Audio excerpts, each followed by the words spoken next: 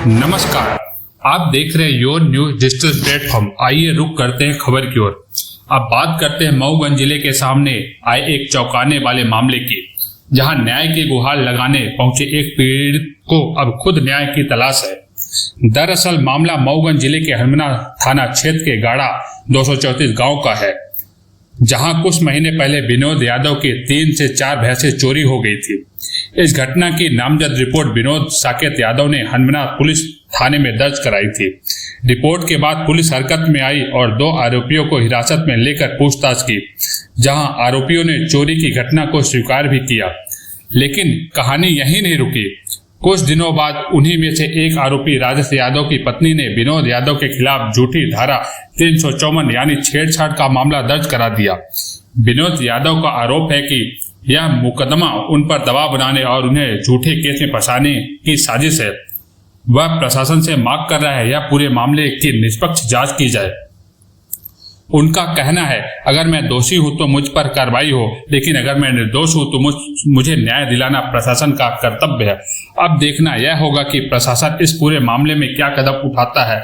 आइए सुनते हैं पीड़िता की जुबानी।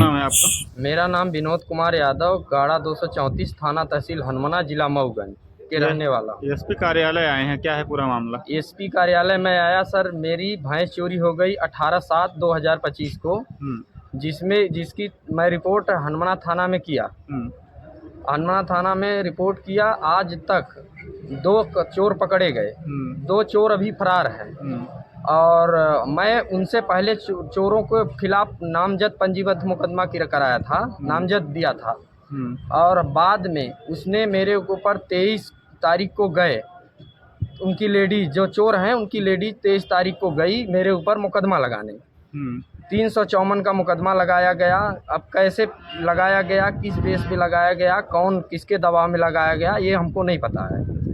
लेकिन हमारे ऊपर 354 लगाया गया। जबकि उस दिन मैं, जिस दिन घटना क्रमांक है, उस दिन मैं बिरहा प्रयागदत्त में था और कलेक्टेड ऑफिस में आया था। मेरी लोकेशन निकाल लिया जाए, मेरा फिंगर लगा लिया जाए। अगर मैं उसको हाथ टच किया हूँ या उसके साथ मैं छेड़खानी किया हूँ तो शासन प्रशासन को जो हो सके मेरे को दंड दिया जाए।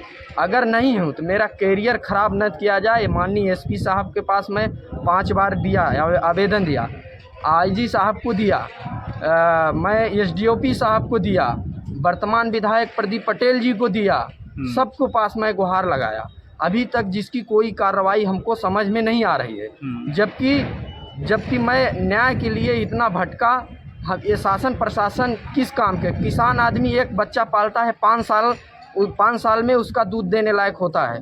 5 साल मेरे 4 भैंस गायब हो गई, 3 भैंस, 1 पड़वा, 2 लोचर छोड़ दिए, जो 2 लोचर हमको मिले हैं।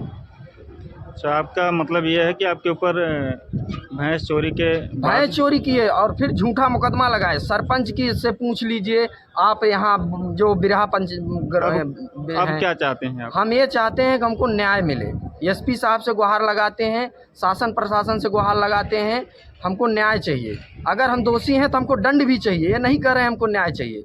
जिस दिन मैं केस करने गया था उस दिन हमारे घर वाले गए थे, ये सरहंग हैं, गुंडे हैं, तस्कर हैं, इनके खिलाफ केस मत करो। नामजद किए थे? नामजद केस किए थे सर। उन्हीं नामजद में से किसी की वाइफ आपको? हाँ, वो जो राजेश है जिसका नामजद मैं FIR किया, उसी की पत्नी मेरे को 354 का मुकदमा कायम की, जबकि ये सरासर झूठ है। ठीक। जिन चोरों के नाम पर आप रिपोर्ट किए थे, क्या नाम है उनका? राजेश दिनेश टप्पा बसोर, निचकऊ यादव। राजेश दिनेश गाड़ा 234 के रहने वाले हैं। टप्पा बसोर और निचकऊ यादव अगरही प्लाट पर के रहने वाले हैं चोर। तो पुलिस जब इनको हिरासत में ली तो क्या ये राजेश दिनेश को पुलिस ने हिरासत में लिया? राजेश दिनेश कबूल किए थे क्या? हाँ, चोरी कबूल किए कि हाँ इनकी भैंस मैं बेचा हूँ। लेकिन ले जाकर राजेश दिनेश बोले कि मैं टप्पा बसोर निचकऊ को दे दिया हूँ, और जिसकी कुछ पैसा बरामद किए हैं पुलिस वाले, जब्ती किए हैं। ठीक।